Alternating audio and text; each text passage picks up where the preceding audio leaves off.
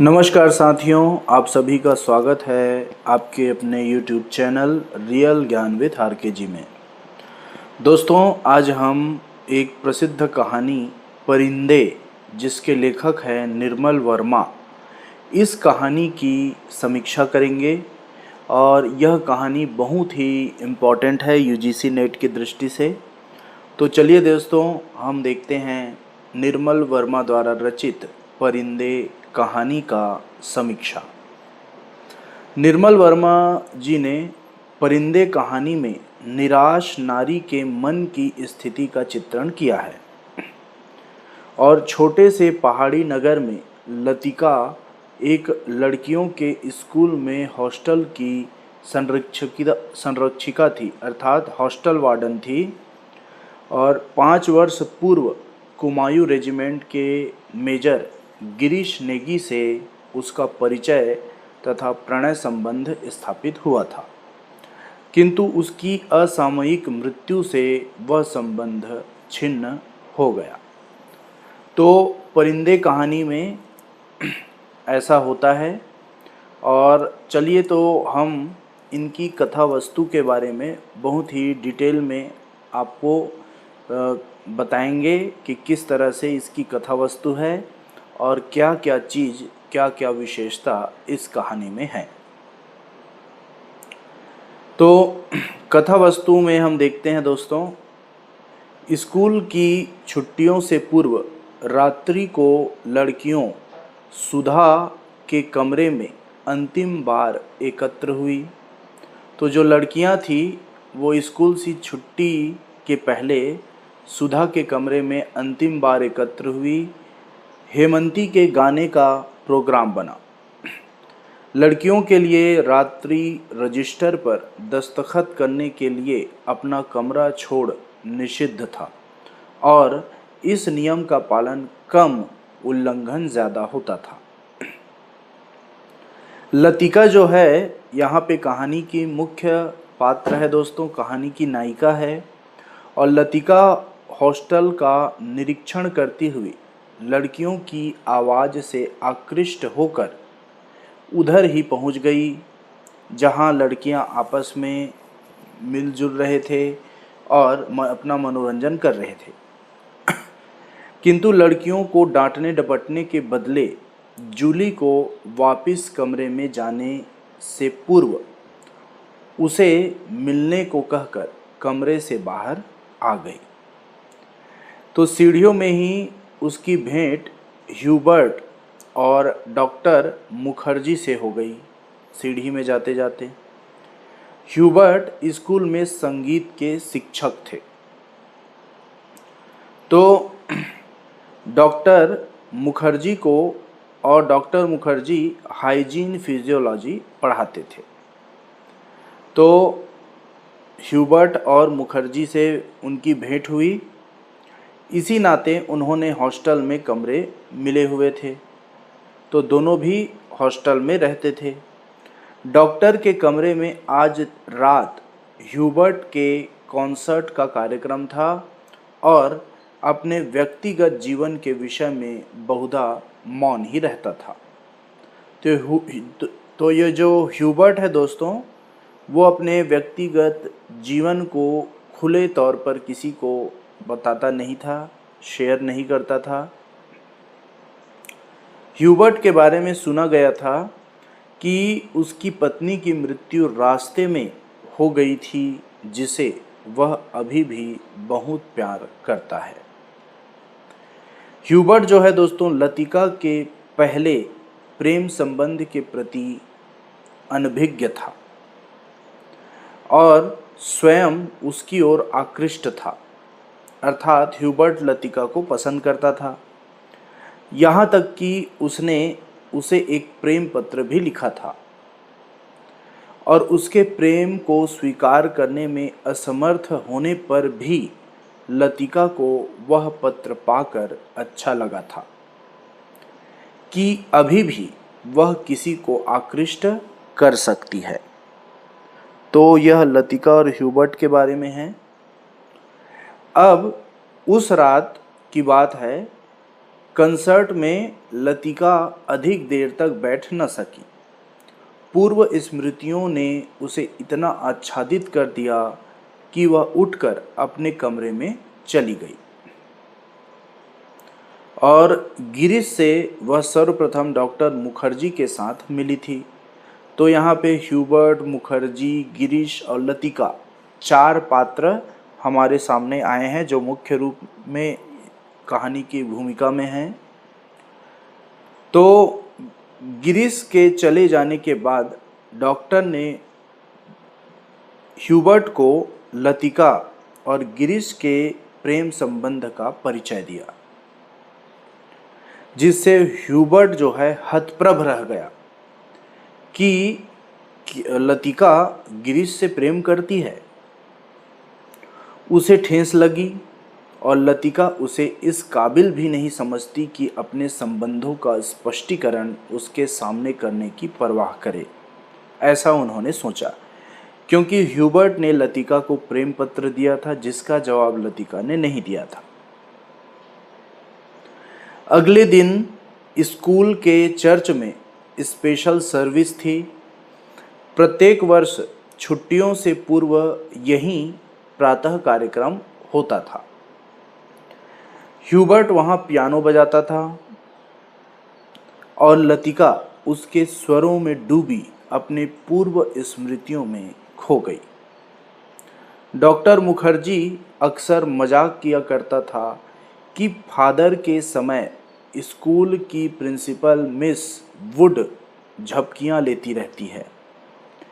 Service समाप्त हुई।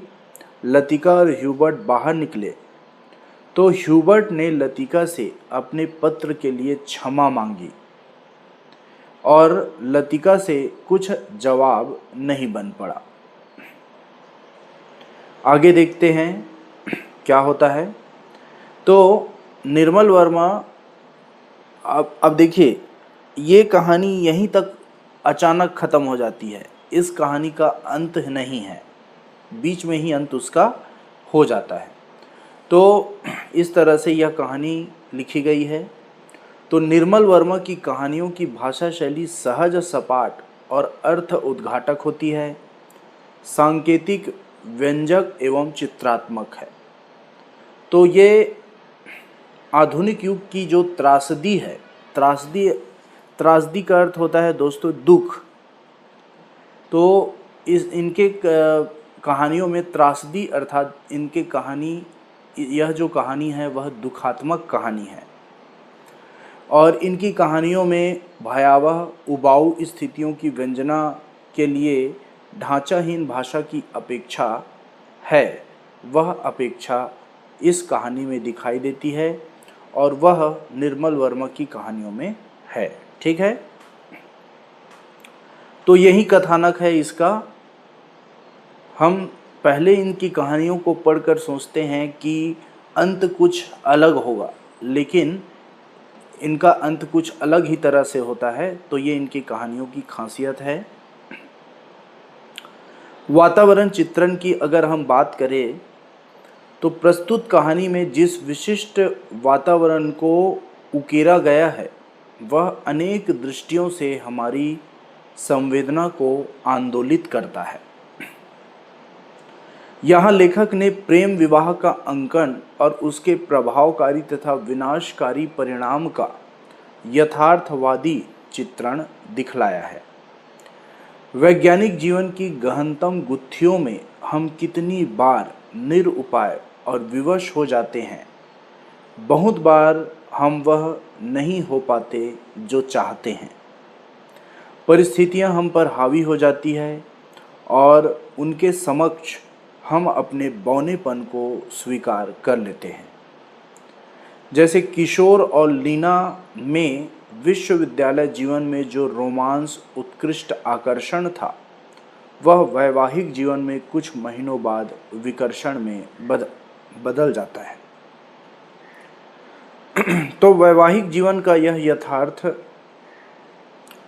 दुर्बह भार, तनाव, खिंचाव अत्यंत सशक्त होकर उभरता है। लीना और किशोर के अतिरिक्त इर्द गिर्द के टूटन, बिखराव और संतरास को भी लेखक ने रूपायित कर दिया है। उद्देश्य की बात करें तो इस कहानी के उद्देश्य के ऊपर गौर करते हैं।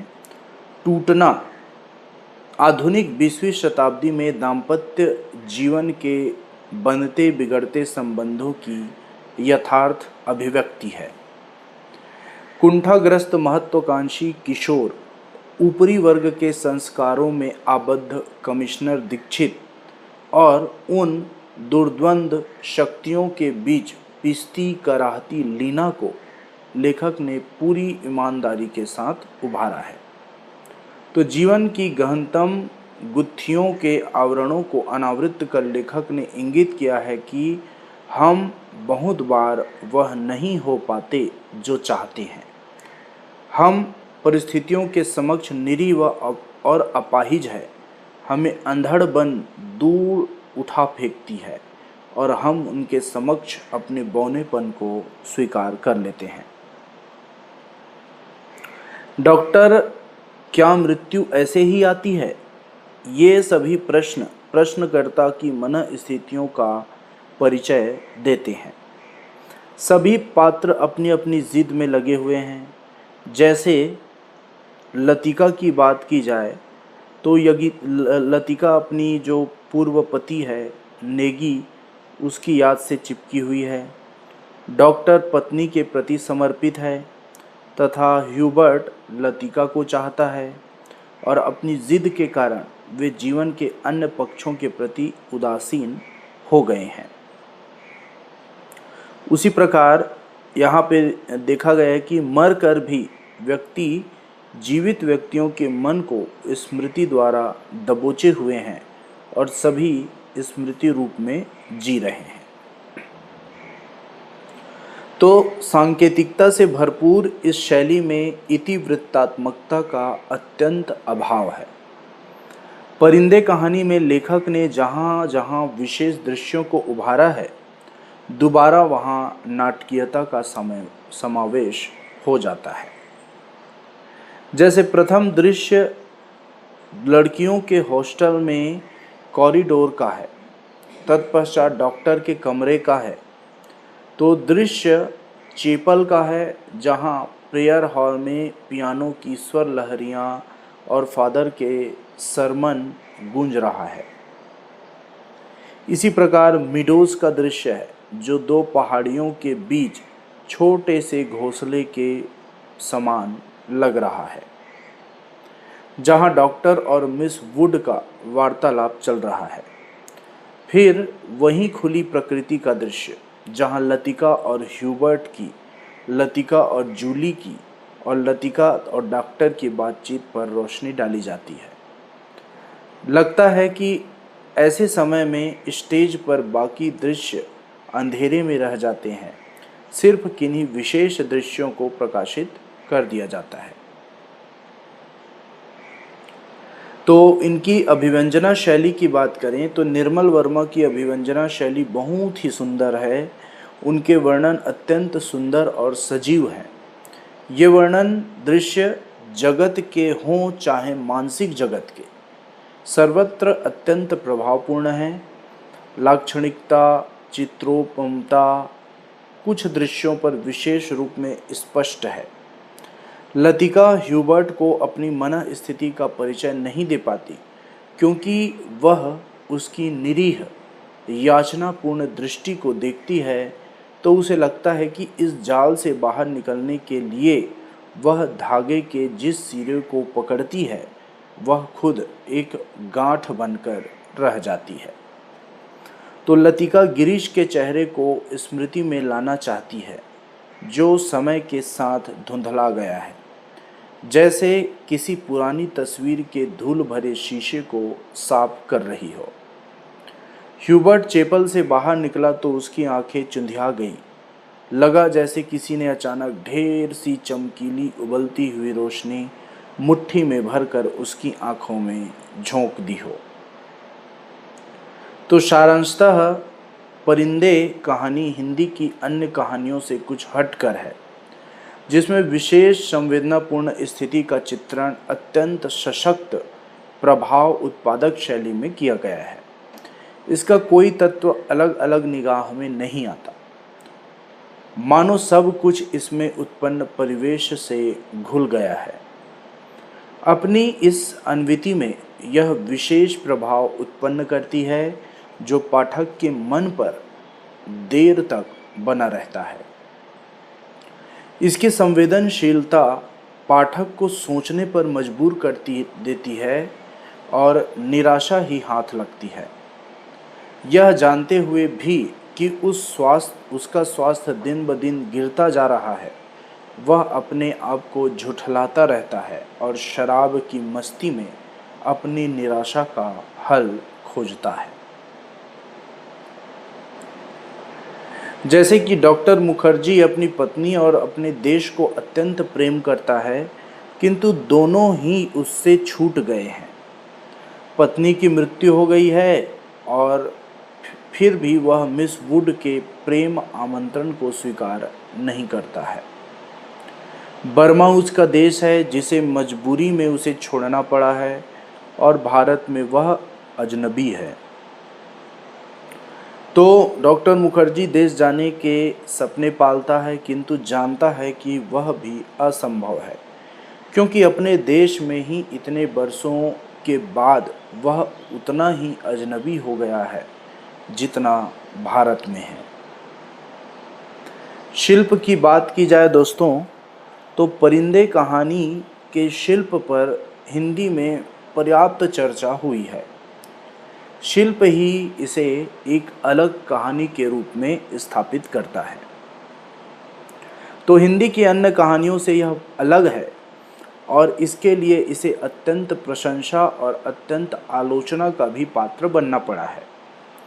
नामवर सिंह जी ने इसे नई कहानी की विशेष उपलब्धि स्वीकार करते हैं, तो रमेश बख्शी इसे शिल्प ही शिल्प कहते हैं।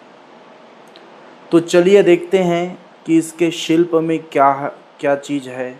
इस कहानी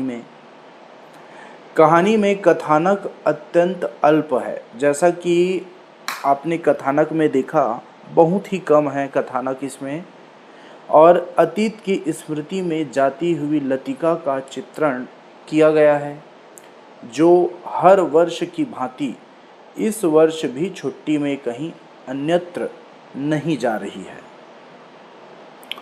अतीत में डूबी रहने के कारण लतिका वर्तमान के ह्यूबर्ट के प्रेम को अस्वीकार कर देती है और इस प्रकार भविष्य की आशाओं को भी समाप्त कर देती है। डॉक्टर मुखर्जी इस छोटे से शहर में अपनी साधारण रोजी से संतुष्ट है। कहीं बड़े शहर में अपनी जड़ें नहीं जमाना चाहते हैं और ह्यूबर्ट का एक फेफड़ा पूरी तरह खराब हो चुका है और वह मौत के कगार पर खड़ा है। यहाँ कोई घटना है तो यह कि लतिका जूली को उसका पत्र दे देती है और ह्यूबर्ट को भयंकर दौरा पड़ता है। शेष सब कुछ यहाँ स्थिर है। ऐसा लगता है कि जैसे यहाँ कोई देश काल नहीं, एक वायवी संसार है जो यथार्थ संसार से अपना पृथक अपनी अलग ही सत्ता रखता है। लतिका, डॉक्टर, ह्यूबर्ट आदि की वास्तविक जीवन के किस धरातल पर है, इसका अनुमान मात्र किया जा सकता है।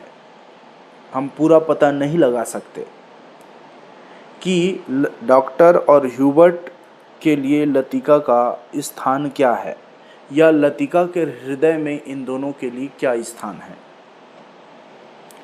तो परिंदे के प्रतीक द्वारा जिस स्थिर दशा की ओर संकेत किया गया है, वह पात्रों के माध्यम से आसपास के परिवेश में घुल मिल गई है और पात्रों के आंतरिक जगत और बाह्य जगत में अक्सर कोई भेद नहीं रहता है, दोनों एकाकार हो जाते हैं। लतिका वातावरण में फैली धुंध को देखती है और यह धुंध बाहरी नहीं है लतिका के मन में किसी भीतरी कोने की धुंध है। अर्थात दोस्तों, यह जो धुंध है वह अपने पूर्व पति, जो कि उनकी मृत्यु हो गई है अब, उनकी यादें हैं जो लतिका को बांध कर रखती है। बाह्य और आंतरिक जगत के एकाकार हो जाने के अन्य संकेत भी इस कहानी में हमें मिलते हैं।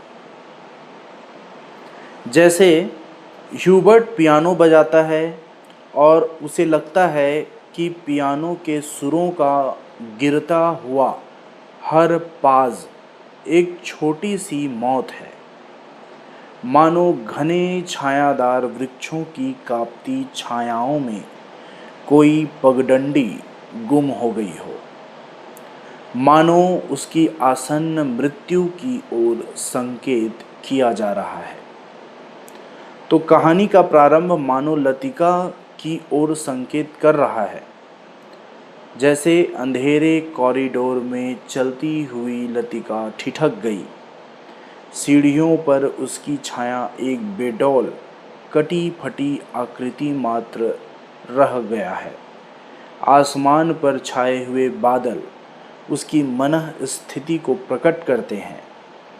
उसे लगा जैसे बादलों के झुरमुट फिर उसके मस्तिष्क पर धीरे धीरे छाने लगा है।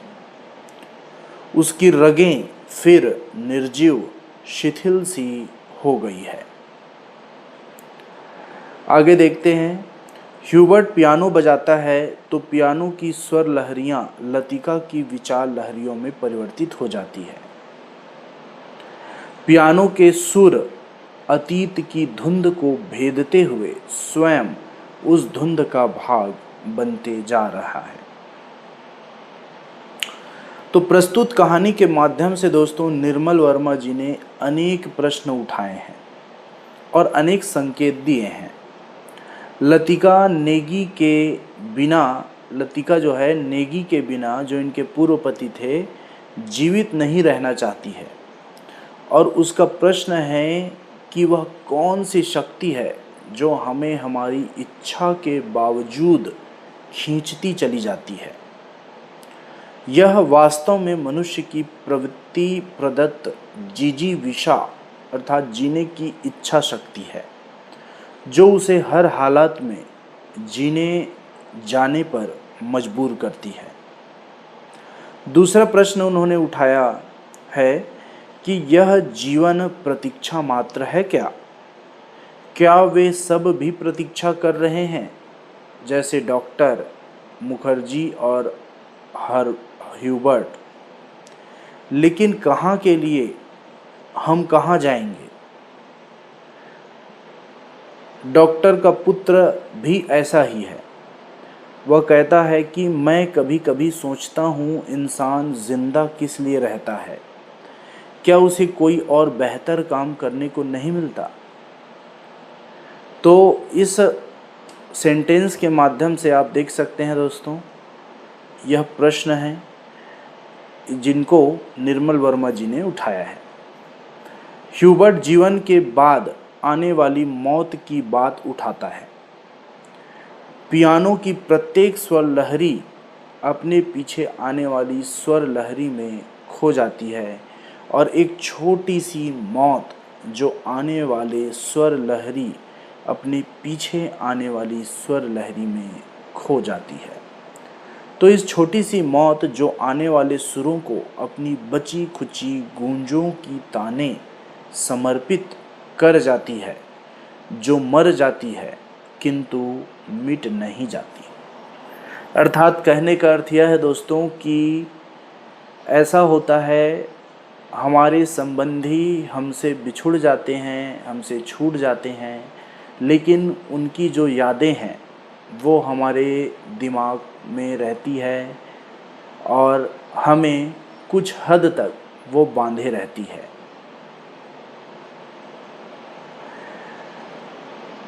उसी प्रकार एक अन्य चीज़ है, सर्विस के बाद स्कूल की लड़कियों का पिकनिक का कार्यक्रम था।